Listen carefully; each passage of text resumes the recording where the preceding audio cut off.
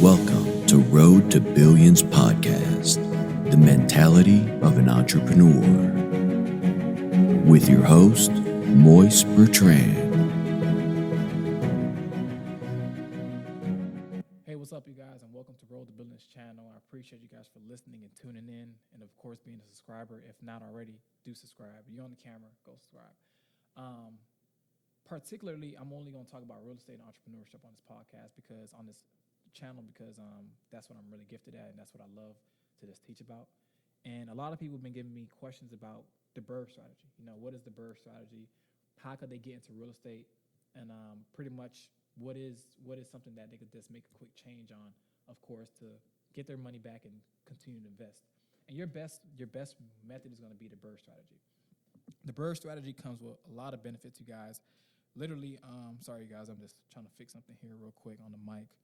Just acting crazy a bit all day. Okay, cool. The BRRRR strategy is something that a lot of investors use in order to sufficiently close out their loan and, of course, keep the house for another 30 years or sell the house. So a BRRRR strategy, the acronyms is buy, rehab, rent, and refinance. Many times, a lot of investors will make the mistake by not doing their due diligence in the beginning of the process of buying this house because they believe that only because the house is going to, quote unquote, think or estimated to be ranged around a higher number, that's what's really going to happen. And that is a false advertisement. You know, many times appraisals are a lot lower than we expected. You know, that's why we have all these problems with the industry now. Appraisals are giving houses not a high valuation, which means you would have to bring money back to your closing when it's time to pay off your whole mortgage balance, your 6-figure mortgage balance, your 5-figure mortgage balance, depending on what you took that loan out on that home. You have to be able to make sure the new loan, the new appraisal, the new value of the home is able to pay off the old mortgage. So what do I mean by that? Essentially, if you're buying a house for $100,000, you guys, and you know you're going to have to put 20 to 30 grand into it, you're calling something all in. That's your all in price. 130 grand, that's all in. Sometimes you're not going to be able to get the highest ARV, and that just comes with the territory that you're buying into. But I'm trying to give you guys the steps in order to avoid that mistake, right? So what do you do in order to complete a successful BRRRR? First things first, you want to go ahead and get your realtor on the phone ASAP and ask her or ask him for the comparables in the area, comps. You know, 1, 2, 3, 4 houses. I prefer 4 houses. And you want to do these houses in a way where they're similar in everything characteristics. Same bed, same bath, same square footage, 1 or 2 miles away in that radius. Many times, a lot of people will just only take 2 houses in the area and hurry up and go close their loan. Now, the 3rd and 4th house in the area really wasn't that high in price, and then you're now bringing money back to the closing or potentially foreclosing on the house because it may just be too big of a difference and too big of an equity difference in order to bring back cash. So in order to have a successful BRRRR, you guys, you got to first know what are you going to do to have this house come up to this high valuation first and foremost. What are some things that you're going to add to this house to make it a value add? Are the other houses in the area the same price that you're looking for? That ARV, is that range really good for you guys, that after repair value? And then, of course, is the house even going to be sufficient enough to be ranked that high, you know, appraised that high? So I know that was a lot to just digest this now, so I'm going to just go right back to what I was saying. So when you're buying a house, you guys, as an investor, you want to buy houses that are first under market rent and an under market price because you don't want to pay like a regular home buyer. You're pretty much going in there looking for these houses as a steal, as a deal. And many people, they get it confused thinking that they have to pay exact asking price on the house when that's really not the case. Me being the person I am, I'm a master negotiator. You know, I don't play no games. I get down quick. You know, I stand on the business. And a lot of people, they're afraid to speak up. They're afraid to speak to their realtor to get that lower purchase price because every dollar makes it count, you know, when they're actually closing on the house, when they're actually refinancing at the house at the end, because you're going to have something called the loan balance. And you don't want too much a high loan on your balance because if you need to refinance out and then the ARV is too low, you're going to have to bring money back to the closing. You know, so that's why I like to buy very cheap houses. I don't really care if my realtor cries, and I don't really care if everybody else around me is saying, hey, you're trying to really be cheap. I tell everybody all the time, when the loan closes, you guys are going home sleeping in your beds. I'm the one dealing with this overhead, you know, on top of my head. So I do my due diligence. And how do you do your due diligence, you guys? This had like a tongue twister. You want to first and foremost, like I said, Get comparables. You want to get comparables in the area, see exactly what houses in the area is valued the highest in that same similarity. The same thing as well, you want to see what are you going to add to the house that's going to create that valuation, because I don't need you going into the house and say, oh, well, this roof is 7 years old, so I'm not going to fix it up, which is a good, age roof. But then you got to think about, if you want to get the highest maximum potential of the house being appraised, you're going to have to make a little bit of more adjustments to your budget. You're going to have to maybe get a new roof. You're going to have to maybe paint the house on the outside completely, which I do on all my projects. I feel like that's one of the main things you should do. And also adding new carpet or new flooring, and also new cosmetics in the house, lighting, bathroom, and stuff like that in the kitchen. A lot of people, they want to slice the work into half and go cheap. They want to put cheap materials in their house. They want to do a BS job, to the house, and expect the appraiser to come and still give them this crazy evaluation for this house. Oh yeah, I bought this house for $100,000. I put 20 grand into it. Can it be worth 300 grand? No. The reality of that is no one's going to sell you a house that is going to be worth 300 grand that you only got to put 20 grand into it. And a lot of people, they get things confused because they don't really know the process in the BRRRR strategy. They don't know exactly if the realtor is giving them a good deal.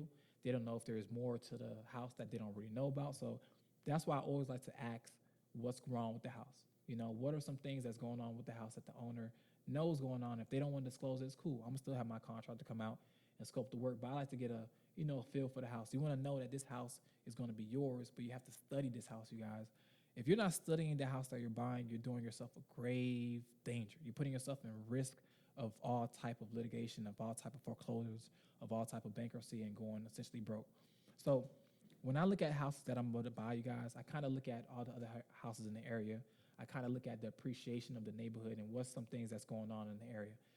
Is there new buildings? Is there new construction? Are other people moving into the area really quickly? Is the job rates really high? Is it low income? All these things that you can see in a city that's changing. Another word is gentrification, that you really want to take account into buying this home. That's just one of the things, you guys, because a city may not be gentrifying really quickly, but it also creates a type of burden if you don't have anything, to give you concrete, solidification that this deal is going to really be good. So I'm trying to have you guys avoid the mishaps and the mistrials of having that problem. So when you're buying a house, you guys, you want to first and foremost get a scope of work of what needs to be done to this house. See exactly what are all the things that the house needs to be done, and then follow up with those things. I like to use something called rental meter, of course, to see how much the rent is in that area, because if the rent's really low, that means the housing for the area is not really good. If the rent's really high, that means you have a high valuation of these houses being worth a lot, because you can't charge high rent on a bogus property. So I use Rent-A-Meter, and I use something called Trillia, and I use something called Zillow, of course, we all know that, and I use my realtor to pull something called comparison analysis, other word known as comps. And that's going to be a compilation of other homes in the area that has the same similarities as your house. That's going to give you a good idea of what the house is going to be worth after you fix it up. Now, how do you get the numbers that's going to make you cash out, that's going to make you straight on the good end, that's going to make you not worry about bringing cash to closing, instead of you're going to be getting cash out, out the house? You want to first and foremost ask yourself, what's wrong with the house? Why hasn't nobody bought the house yet? That's your first main concern. Okay, cool. It has a big hole in the roof. Okay, cool. I know the roof is going to be 10 to 15 grand. I have money to spend on the roof. Let's do it. So you buy the house, and you know that this house, is pretty much the roof. That was the biggest thing. People didn't want to spend too much money on the roof. Owner said, hey, listen, bro, I ain't tripping on the roof. I ain't really trying to hold on to this property. Just take care of the roof and fix it up, and you'll be good to go.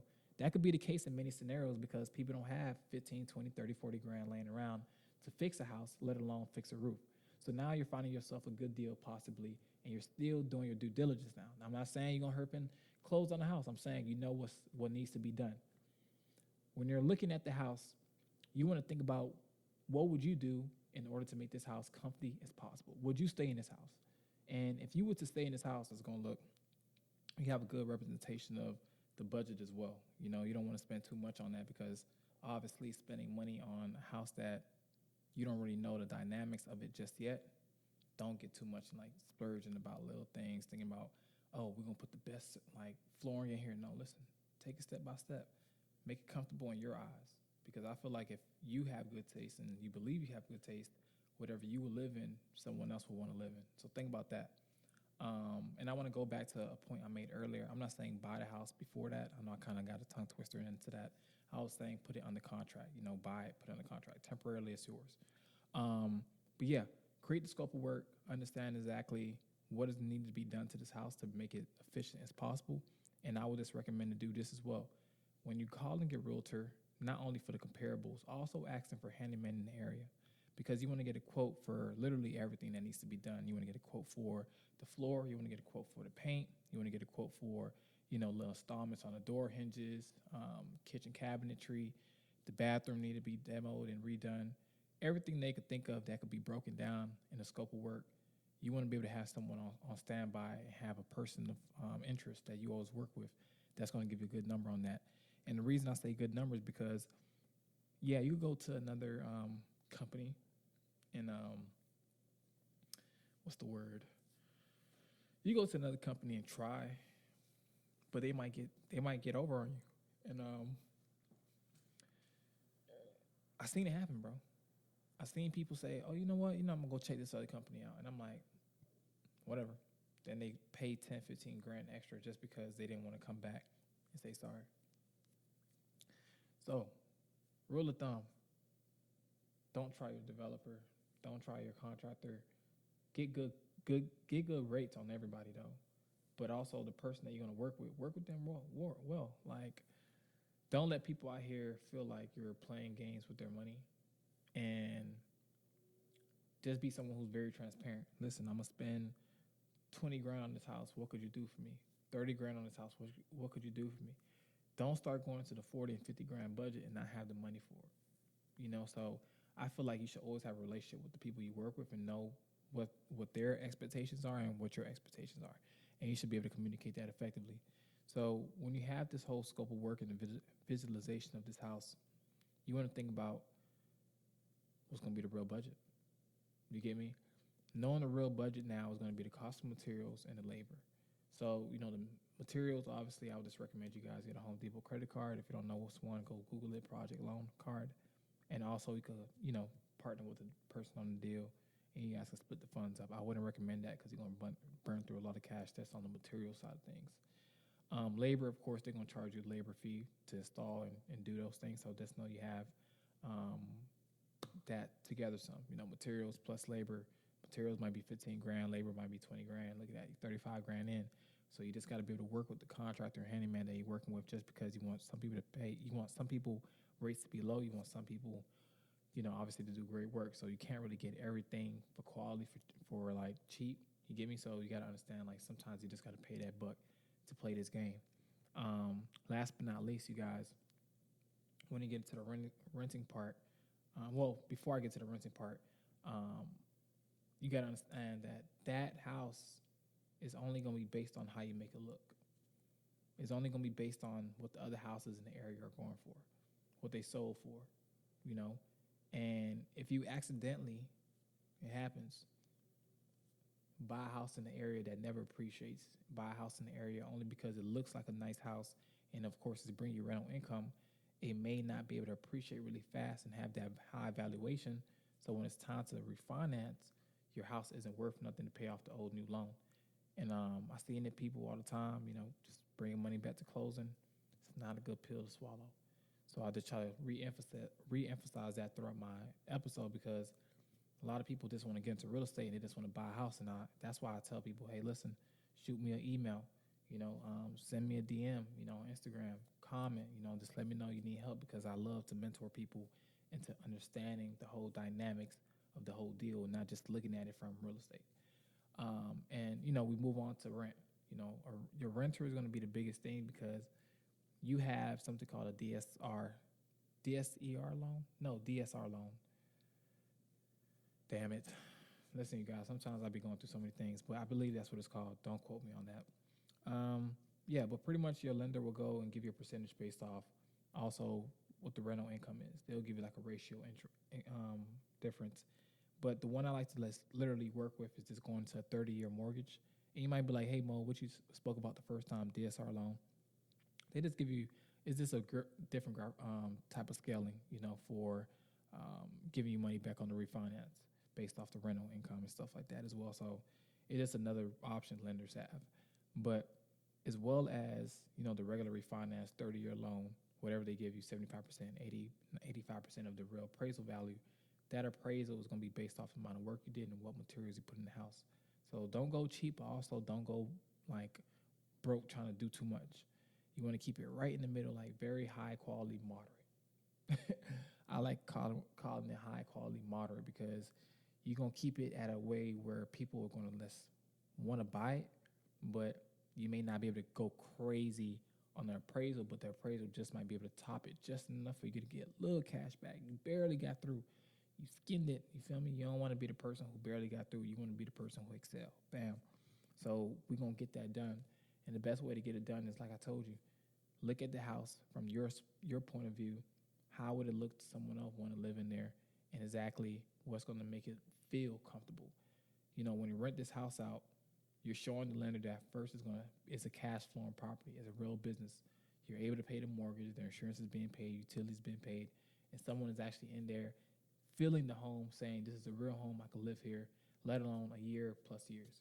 So that's a really good look to the lender. And also the profit level, the difference in the actual mortgage and all your expenses, what it's rented out for, they also look at that as well as the ratio. So I feel like when a lot of people say, oh, they don't look at that, I feel like they really do.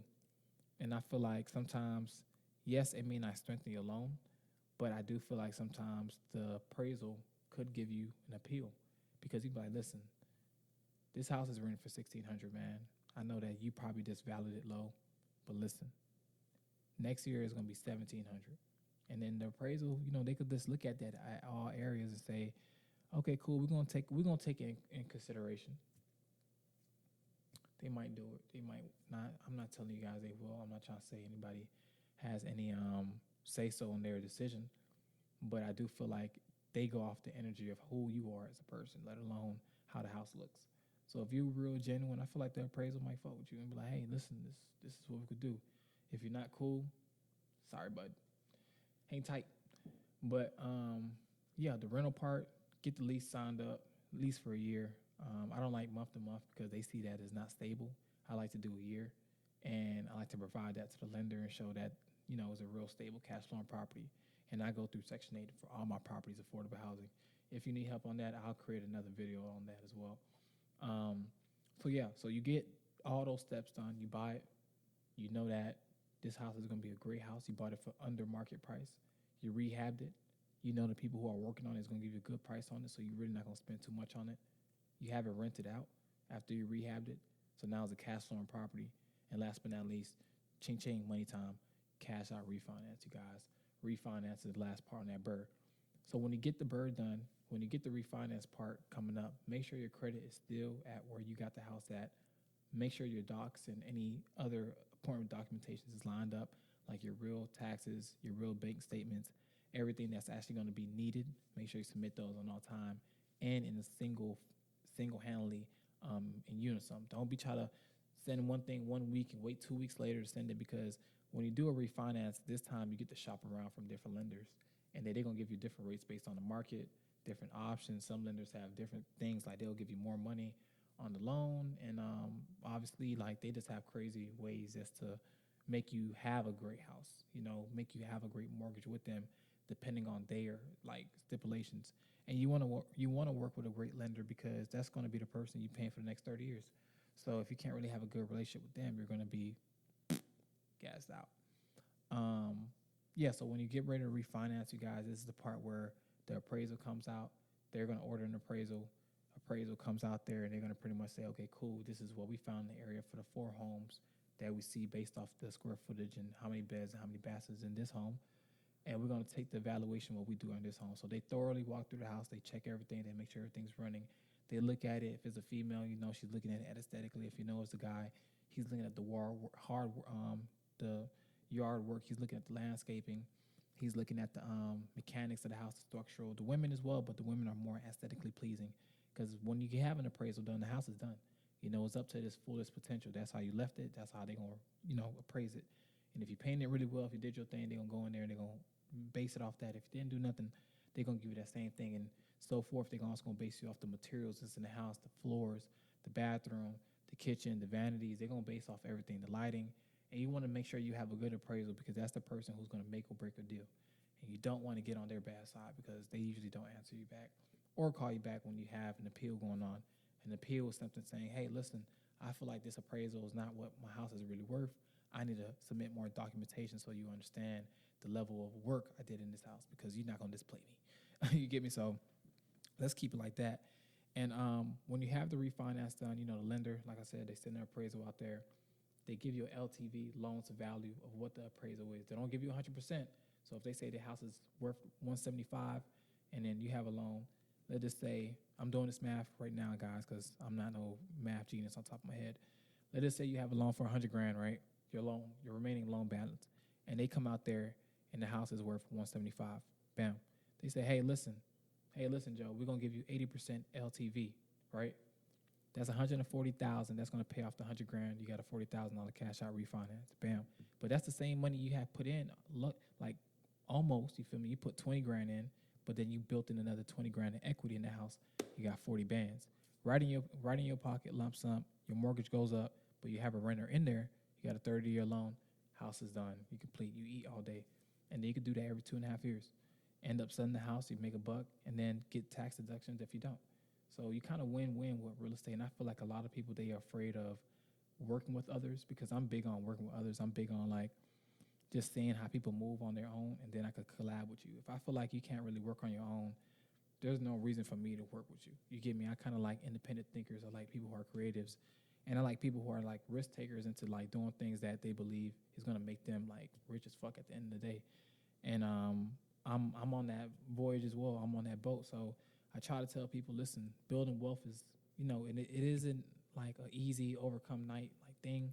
It is a longevity play, but it is something you're going to look back 5-10 years from now. You're going to be like, damn, I wish I'm lucky I did at least 2-3 houses. You know, I'm lucky I bought 2-3 houses. I'm lucky I got 10, 15, 20, 100 houses, you know, whatever you end up having. You're going to be lucky enough to even have one because that valuation that you're going to have in the next 10, 15 years, that's going to supersede any other investment that's on this planet. You know, land, they don't make it anymore. Real estate is one of the most fastest ways to become a millionaire. 88% of millionaires are made through real estate. So when I tell you guys and I urge you guys to join my class, like I said, join my class, join my Zooms, DM me, send me an email. I mentor people. Of course, I do deals, you know, so I try to work with everybody. And the people who I work with, I feel like their energy is pure. I don't try to work with everybody. Let me rephrase that. But I work with the people I feel like are pure. And when I work with them, we make history. We make, you know, it's like Shaq and Kobe with anybody I work with. So I appreciate you guys for listening to this podcast, and I appreciate you guys for listening to the channel and watching this video, because a lot of people, we are lost nowadays, not knowing where information is at, where information comes from, and how we could use it for our own benefit. So I'm gonna continue to put videos out here and continue to put podcasts out here. You can listen to my podcast on Apple Music, on Roll to Billions, on Apple Podcasts, and then, you know, listen to other episodes as well as watch my videos on my channel. So once again, I appreciate you guys for listening to Roll to Billions channel and also to my podcast. And you guys have a great rest of the night.